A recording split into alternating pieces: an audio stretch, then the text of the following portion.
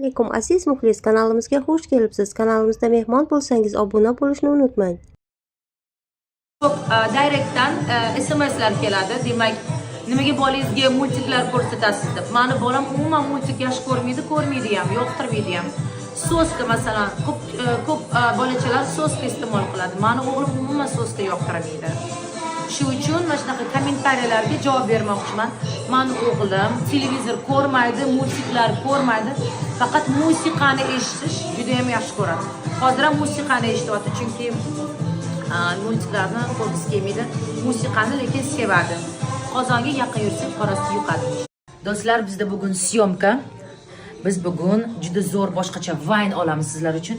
Shuning uchun obrazlar tanlab olman. Nima kiyaman deb o'ylayapman. Bu oyoq kiyim yoki bu oyoq kiyim. Qaysi birini? Endi seryoshkalar tanlaymiz. Qaysi seryoshka kiyamiz? Bumi yoki bumi? Qaysi birini kiyamiz? Qaysi birini kiyamiz? Shuni ham tanlashib oringlar iltimos do'stlar.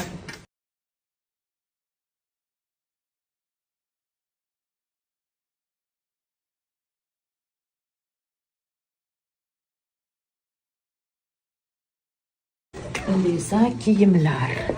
Demak, mana shu kostyumchikni kiymoqchiman, chunki unda каждодневный obraz olishimiz kerak bo'ladi hozir vayn uchun. Shu uchun qanaqadir yoki женственный bo'lish kerak, yoki sportivniroq bo'lish kerak. Shu uchun men o'ylaymanki, mana shunaqa yubochkalar bilan balkim просто rubashka kiyim kiyamizmi yoki ko'ylak kiyamizmi? Oyoq kiyimga mos bo'lish uchun ko'ramiz hozir. Nima olamiz? Chunki men o'zim stilistim yo'q bugun, shu uchun o'zim tanlayman. Lekin nima tanlashni bilmayapman. Balki shunaqa modniroq narsa kiyimmi demoqman. Leon chunki ko'cha juda ham issiq. Va birinchi bo'lib yaxshi oiladan qiz bo'laman. Undan keyin kambag'al bo'lib ketar ekanman ssenariyda.